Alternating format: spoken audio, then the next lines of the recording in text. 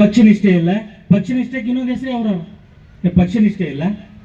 ಏನು ಅವರು ಆಡಳಿತ ಅನುಭವ ಇಲ್ಲ. 50 ವರ್ಷ ಮಂತ್ರಿ ಮಾಡೋ ಸೆಂಟ್ರಲ್ಲು ಸ್ಟೇಟು ಎಲ್ಲ ಕಲ್ಕೇಸಿ ಮತ್ತು ಅವ್ರ ಬಳಿ ವಿದ್ವತ್ತಿಲ್ಲ, ಏನಿಲ್ಲ. ನೀವು ಫಸ್ಟ್ ಪಕ್ಷನಿಷ್ಠೆ ಬೇಕು. ಪಕ್ಷನಿಷ್ಠೆ ಅಂತ ಅವರಷ್ಟು ಪಕ್ಷನಿಷ್ಠೆ ಯಾರೂ ಇಲ್ಲ. ಆದರೂ ಯಾಕೆ ಮುಖ್ಯಮಂತ್ರಿ ಮಾಡ್ತಾ ಇಲ್ಲ? ನೀವು ಪ್ರಶ್ನೆ ಕೇಳ್ಬೋದು. ನಾವು ಇದು ಪ್ರಸ್ತಾಪ ಮಾಡೋ ಹೆಸರು ಮತ್ತು ಯಾಕಂದ್ರೆ ರಾಜಕೀಯ ಭಾಷಣ ಅಂತಂದ ಹೆಸರು ಪ್ರಸ್ತಾಪ ಮಾಡ್ತಾ ನಿಮ್ಗೆ ಆಲ್ರೆಡಿ ಗೊತ್ತಾಗ್ಯದ. ಬಂಧುಗಳೇ, ಅವರು ಈ ನಮ್ಮ ಕಲ್ಯಾಣ ಕರ್ನಾಟಕಕ್ಕೆ ಆರ್ಟಿಕಲ್ 371J 98ನೇ ಒಂದು ತಿದ್ದುಪಡಿ ಮಾಡಿ ಸಂವಿಧಾನಕ್ಕೆ 2012ರಲ್ಲಿ 371J ತಂದುಕೊಟ್ರೆ. ಇದರಿಂದ ಏನು ಬರೀ ದಲಿತರಿಗೆ ಅನುಕೂಲ ಆಗಿದೆ? ಬರೀ ದಲಿತರಿಗೆ ಬೆನಿಫಿಟ್ ಅದ? ಎಲ್ಲರಿಗೆ ಅದ? ಲಿಂಗಾಯತ ಎಲ್ಲರಿಗೆ ಅದ, ಪ್ರತಿಯೊಬ್ಬರಿಗೆ ಬೆನಿಫಿಟ್ ಅದ. ಆದರೆ ಜನರು ಎಲ್ಲರೂ ಯಾಕೆ ಪ್ರೀತಿ ಮಾಡಲ್ಲ?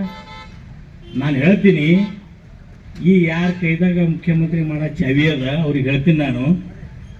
ಬಂಧುಗಳೇ,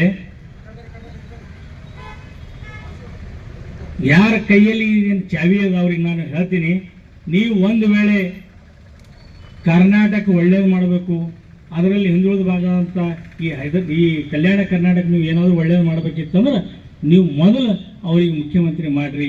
ನಿಮಗೂ ಒಳ್ಳೇದಾಗ್ತದ, ಈ ಕರ್ನಾಟಕ ಒಳ್ಳೇದಾಗ್ತದ, ಹಿಂದುಳಿದ ಭಾಗದ ಹೈದರಾಬಾದ್ ಕರ್ನಾಟಕ ಒಳ್ಳೇದಾಗ್ತದ ಅಂತಕ್ಕಂಥ ಮಾತನಾಡ ನೀವು ಅನ್ಬೋದು. ಏನು ನೀವು ಒಬ್ಬ ಬೇರೆ ರಾಜಕೀಯ ಪಕ್ಷದ ಕಾರ್ಯಕರ್ತ ಆಗಿ ಇನ್ನೊಬ್ಬ ರಾಜಕೀಯ ಪಕ್ಷದ ಮಹಾನಾಯಕನ ಬಗ್ಗೆ ಗುಣಗಾನ ಮಾಡ್ಲತ್ತೀರಿ, ಹಾಡು ಹೋಗ್ಲತ್ತೀರಿ ಅಂತ ಹೇಳ್ಬೋದು. ಅದೇ ಇದು ಸತ್ಯ ಅದ. ಸತ್ಯ ಹೇಳಕ್ಕೆ ಏನು ಸಿಕ್ಕದ? ಹೌದಲ್ರಿ? ಸತ್ಯ ಹೇಳಕ್ಕೆ ಏನು ಸಿಕ್ಕದ?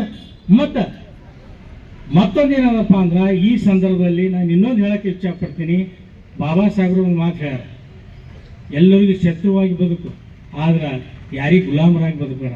ಅದಕ್ಕೆ ನಾನು ಯಾವುದೇ ಪಕ್ಷದ ಗುಲಾಮ್ ಇಲ್ಲ, ಯಾವುದೇ ರಾಜಕೀಯ ನಾಯಕನ ಗುಲಾಮ್ ಇಲ್ಲ. ಅದಕ್ಕೆ ಈಗ ಧೈರ್ಯವಾಗಿ ಮಾತನ್ನು ನಾನು ಹೇಳ್ತಾ ಇದ್ದೆ.